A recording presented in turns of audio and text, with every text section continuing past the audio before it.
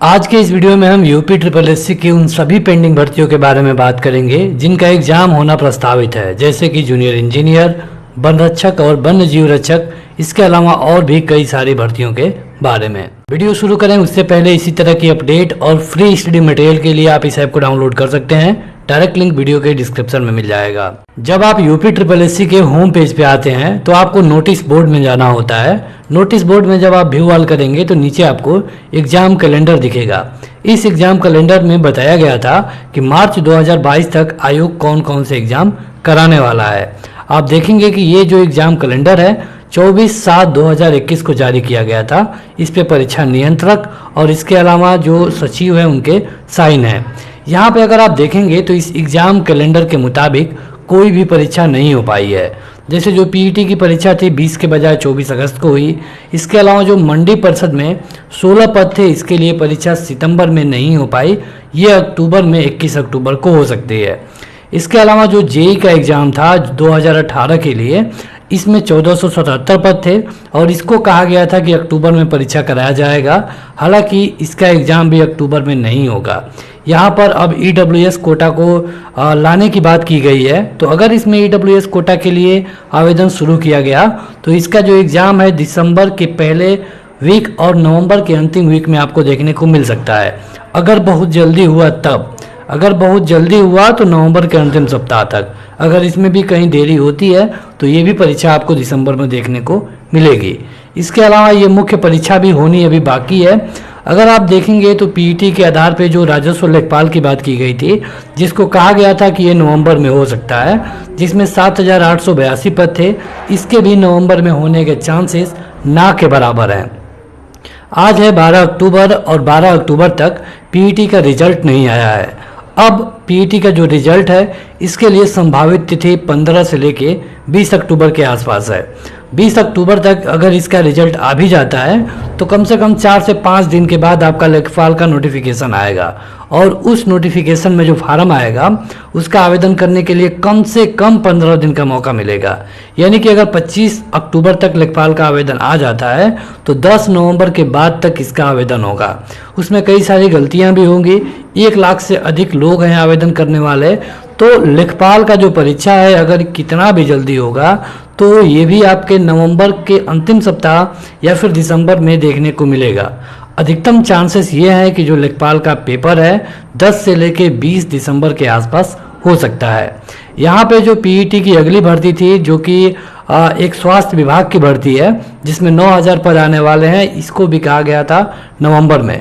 अगर जो लेखपाल का परीक्षा है नवंबर लास्ट या फिर दिसंबर में होता है तो स्वास्थ्य कार्यकर्ता की भर्ती आपको दिसंबर या फिर जनवरी में देखने को मिलेगी। आप देखेंगे कि जो सहायक संख्यायिकी अधिकारी और शोध अधिकारी की भर्ती थी जिसमें कि 904 पद थे, इसका एग्जाम दिसंबर में कहा गया था।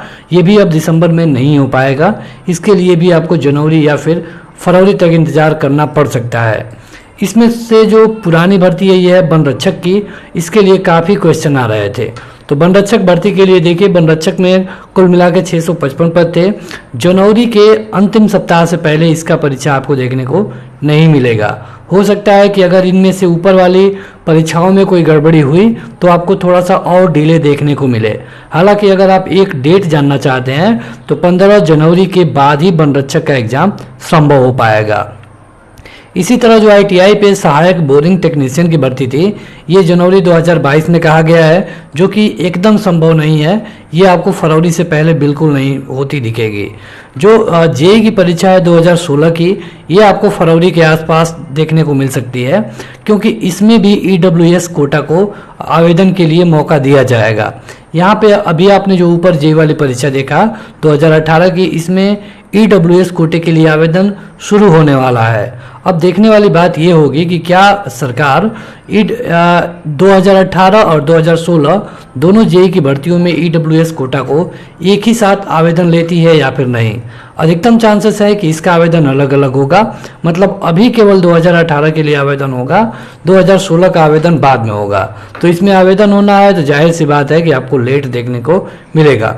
जो गन्ना पर्यवेक्षक और कृषि प्राविधिक की भर्तियां पीईटी के आधार पर होने वाली है, ये मार्च से पहले आपको देखने को नहीं मिलेगी और उस समय विधानसभा का चुनाव भी रहेगा।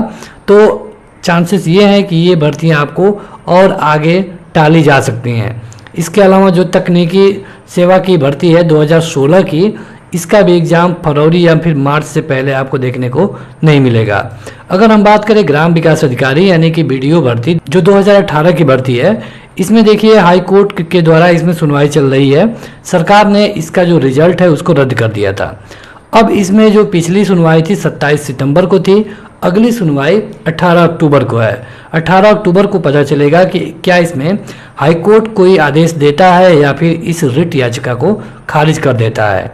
अगर ये याचिका खारिज होती है तो मार्च के आसपास या फिर अप्रैल में आपको इसका परीक्षा देखने को मिल सकता है। अगर इस रिट पर हाईकोर्ट कोई फैसला सुनाता है तो हो सकता है कि इसके एग्ज़ाम कराने की नौबत ही ना आए। यहाँ पे अगर आप देखेंगे तो जो कनिष्ठ सहायक और आशुलिपिक वाले पद थे, जिसमें कि लगभग 2000 से अधिक पद आने वाले हैं, इसको आप मान लीजिए कि अप्रैल मई से पहले ये नहीं होने वाला है। तब तक विधानसभा का चुनाव हो जाएगा, नई सरकार बन चुकी होगी।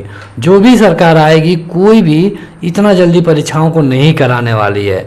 देखा जाए तो सरकार से आयोग का कोई मतलब नहीं है, लेकिन अगर आप इस नोटिस को ध्यान से देखेंगे तो आपको पता चलेगा कि सरकार के इशारे पर ही ये सारे नोटिस और ये सारा शेड्यूल जारी किया गया था, क्योंकि इससे पहले UPSSC आराम से परीक्षाओं को करा रहा था। आप देखेंगे कि इस नोटिस में 16 की कई सारी भर्तियां हैं, जैसे कि सम्मिलित और अभियंता, सम्मिलित तकनीकी सेवा, इसके अलावा और भी कई भर्तियां 2016 की अटकी हुई हैं। तो उनको कराने का अब इनको जाके टाइम मिला है जब अगला विधानसभा चुनाव सर पे है। विधानसभा चुनाव से पहले अगर आप देखेंगे तो केवल यहीं तक की भर्तियां कंप्लीट होती आपको दिखाई देगी। अब आप में से कई सारे लोग ये सोचते होंगे कि आयोग चाहेगा तो क्यों नहीं करा सकता है। तो आयोग इसलिए नहीं करा सकता है क्योंकि इनके पास भी संसाधनों की उतनी बढ़ोतरी नहीं है, यहाँ पर भी उतने कर्मचारी नहीं है। अगर यहाँ पे जो भी एग्ज़ाम होगा उसका एडमिट कार्ड बनाना, एग्ज़ाम के लिए सेंटर बनाना और एग्ज़ाम की कॉपी चेक करना, ये कई सारे काम होते हैं। तो कुल मिलाकर एक लाइन में कहें तो आपको जो भी भर्तियाँ पेंडिंग है उनमें आपको 1.5 से 2 महीने तक का डिले देखने को मिल सकता है। आज के इस वीडियो में इतना ही। इसी तरह की अपडेट के लिए वीडियो को लाइक करें, चैनल को सब्सक्राइब करें। Thank you. इस वीडियो को लाइक करने के साथ चैनल को जरूर सब्सक्राइब करें, उसके बाद बेल आइकन दबाएं, उसमें ऑल सेलेक्ट करें इसी तरह की बेहतरीन वीडियो सबसे पहले पाने के लिए।